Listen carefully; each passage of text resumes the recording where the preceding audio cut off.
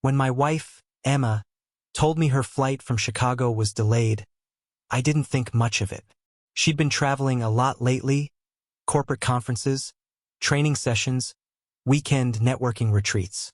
I trusted her, or at least I wanted to. The text came around 6:45 p.m.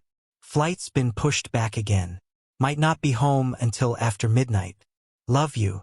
I replied with a simple heart emoji, tossed my phone aside, and went back to reheating leftovers. Marriage after 10 years had its quiet routines. We didn't argue much anymore. We just coexisted. Still, something about her message tugged at me. A small thread of unease I couldn't quite pull free. Maybe it was the way she typed love you, instead of our usual love you too, babe. Tiny difference, but language changes when feelings do. I poured a glass of bourbon and sat in front of the TV, scrolling through channels without focus. My phone buzzed again. A text from my friend Mark. Hey man, just saw Emma at O'Hare earlier. Thought she was heading home tonight. I stared at the message for a moment. Then I typed back. Yeah, she said flight's delayed. Still there. Mark didn't reply right away. The seconds stretched long enough for my mind to start sketching ugly possibilities. Then finally, she wasn't at the gate. I saw her outside the terminal with some guy. Maybe I'm mistaken. The air in my living room felt heavy. That thread of unease tightened around my chest. I told myself Mark must have been wrong. O'Hare was huge. Maybe it was another blonde woman in a navy coat. Maybe he'd misread the situation. But the bourbon didn't settle right anymore. I opened my laptop and pulled up the airline's website. Her flight number. Status. Arrived on time. Arrived. Not delayed. The page refreshed again, mocking me with digital certainty. I leaned back in my chair, staring at the ceiling. 10 minutes earlier, she'd said she was stuck at the gate. 10 minutes. My hands trembled as I grabbed my phone again, heart pounding harder than I wanted to admit. I texted, "Everything okay? Just checking on you." No reply. At 8:12 p.m., she sent a photo, a blurry shot of an airport coffee cup on a table. Still waiting. So bored. Except behind the cup, in the reflection of the glass, I saw something that made my stomach turn. A man's hand, resting on her wrist. I didn't breathe for a few seconds. I zoomed in, hoping I was seeing wrong. But the outline was clear.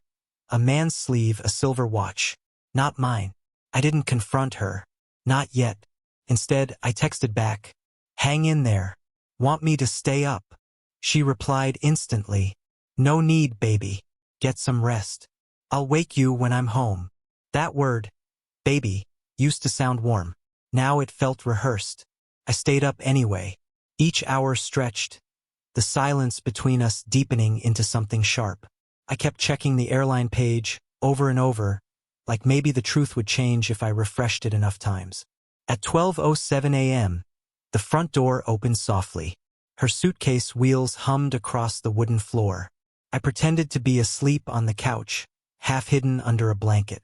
She paused, studying me for a moment, then tiptoed toward the stairs. But she smelled different, not the usual faint scent of vanilla and travel fatigue. This was heavier, expensive, and there was something else. A man's cologne lingering faintly on her scarf. I could have confronted her right there, but I didn't. Instead, I waited for morning, when lies are harder to dress in darkness. Morning came dressed in quiet deceit. Emma stood by the kitchen counter, hair neatly tied, making coffee as though the night before hadn't existed. I watched her pour the milk, steady hands, calm voice. "Did you sleep on the couch again?" she asked. "Yeah, just dozed off watching the game." She nodded, no guilt, no pause. Her phone buzzed on the counter, and her hand shot out faster than I'd ever seen. Flipping it over, screen down. It wasn't proof yet, but instinct doesn't need logic. It just knows. "Flight finally took off last night?" I asked casually, buttering toast I didn't plan to eat. She smiled, eyes never lifting. "Yeah, delays were brutal. We sat on the tarmac for an hour." I let the silence hang between us. Heavy, deliberate. "Strange," I said. Because the airline's website said the plane landed on time. Her shoulders stiffened. It was brief, but I caught it. Then she laughed softly, brushing it off. Oh, maybe I mixed up the times. I was half asleep by then. I wanted to believe her. God, I really did. But truth has a pulse, and hers was racing. I went upstairs, grabbed her suitcase from the hallway, and set it on the bed. Forgot to unpack? I asked. She frowned, confused. I was going to later. I unzipped it before she could stop me. The smell hit first. Musky cologne again, layered with her perfume. Inside, among her clothes, was a hotel keycard. Not from Chicago. Not from any city she was supposed to be in. The logo read, the Greenford Hotel. That was 20 minutes from our house. Her face went pale. Ryan, it's not what you think. Then tell me what it is. She reached for my arm, but I stepped back. He's just a client, she whispered. He needed help preparing for. Stop, I said. Please don't insult me with a story you haven't even rehearsed properly.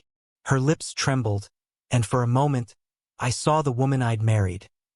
The one who once looked at me like I was her whole world. Now she just looked like a stranger caught in bad lighting. I didn't mean for it to happen, she said finally. It was one night. I was lonely. You've been distant, we haven't. Don't you dare make this about me, I snapped. I didn't lie about flights or hide in hotel rooms 20 minutes from home. Tears filled her eyes, but my sympathy was gone. Some betrayals don't break you, they clarify you. I walked out to the driveway, needing air. The morning sun hit cold against my skin. 10 years, gone in 10 minutes. When I came back in, she was packing a small bag. I'll stay with my sister for a while, she said quietly. I nodded.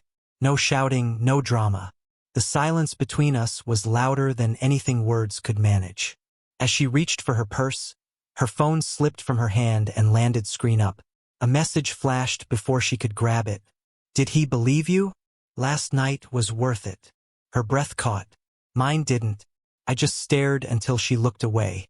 That was it, the moment the truth landed, heavy and final. I didn't say another word. She left, door closing softly behind her, leaving the faint echo of perfume and regret hanging in the air. Days passed. I didn't call, didn't chase.